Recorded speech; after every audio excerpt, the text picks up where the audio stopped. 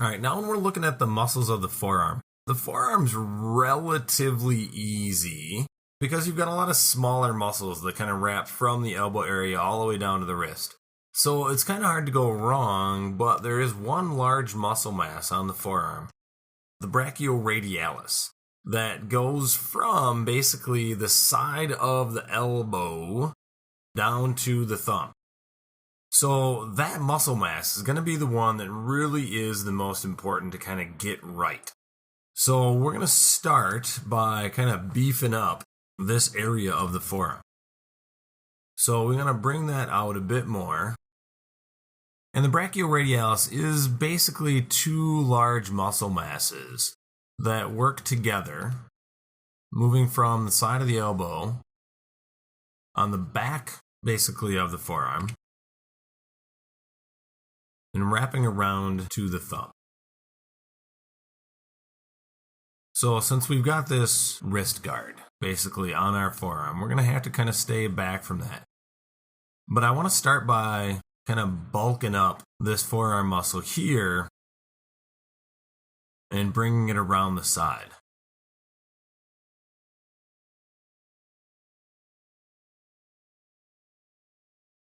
So we're going to go back to our smooth and soften that up.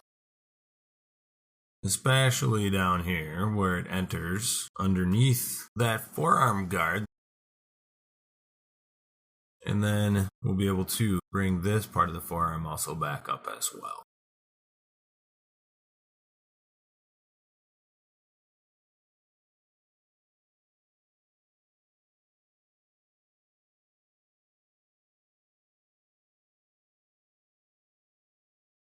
Now, once we get this softened up back here into the forearm, we're going to need to look at ways that we can still kind of keep the feeling of that musculature and where it inserts underneath that forearm guard, that wrist guard.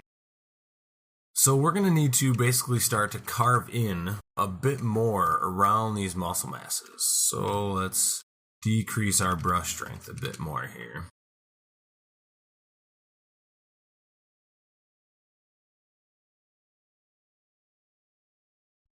So as we look into this forearm and we start cutting in a bit more around these small muscle masses,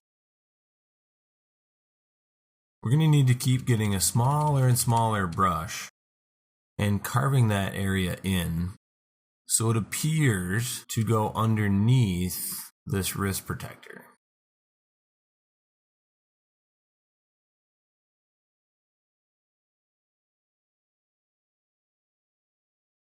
So the more we cut stuff in and under, the more realistic it's going to be to the viewer. Because we're never going to give them a view close enough where they're going to actually see that the mesh kind of stops underneath there. But we do definitely want to have the illusion that those details that we're creating are extending back in underneath the, article of clothing that he's wearing there.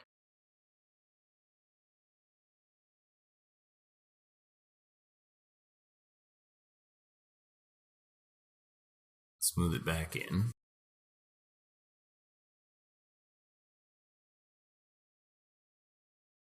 Alright, so we're just adding a little detail to make sure the volume of the muscle mass as it inserts underneath that wrist protector doesn't feel like it's kind of flattening out.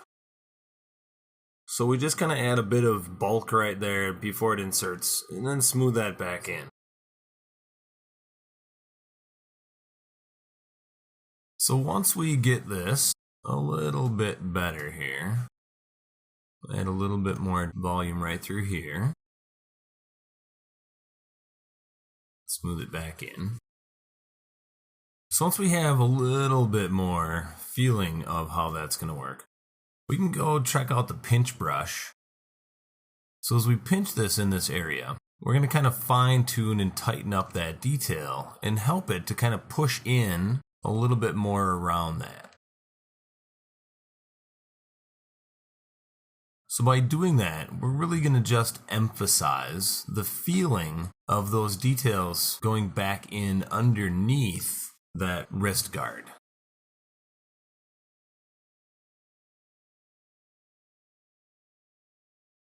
So as we cut that back in underneath that a bit more, having pinched it there allows that mesh to kind of push back in there a bit more.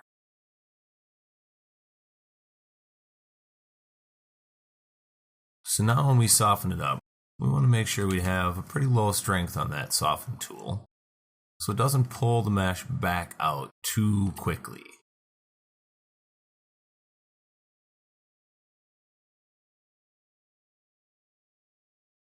So now when we back out and take a look at that, it definitely feels like the musculature goes underneath that wrist protector.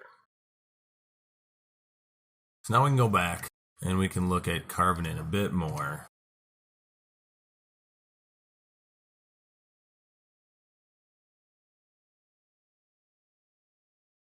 Remember, every time that we add detail, we want to go back and soften up the transitions of how those details flow back and work with each other. So I always want to keep looking around the mesh, looking at it from multiple angles to get a real sense of how the musculature is flowing around the mesh. So we may vary slightly from reality, but we always want to make sure that it feels correct.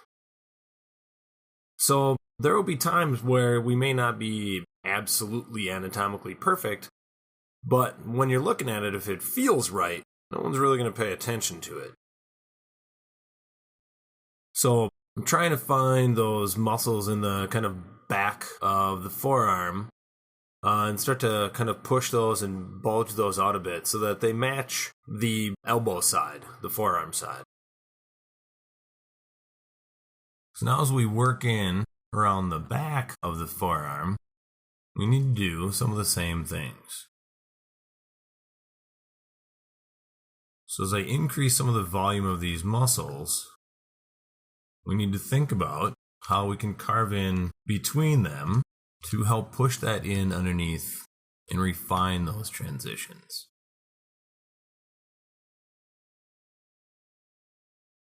So with a lot of things, we've got to make sure that we basically go too far with it so that when we soften it, we can bring it back to where we want it. That way we don't completely lose all the detail that we spent so much time with, but we really just enhance the illusion of how these different elements of the mesh are overlapping each other and interacting.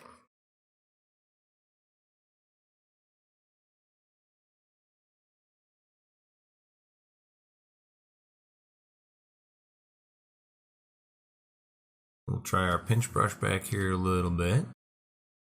See if we can't get that to look a bit more like we've got some overlap in the mesh.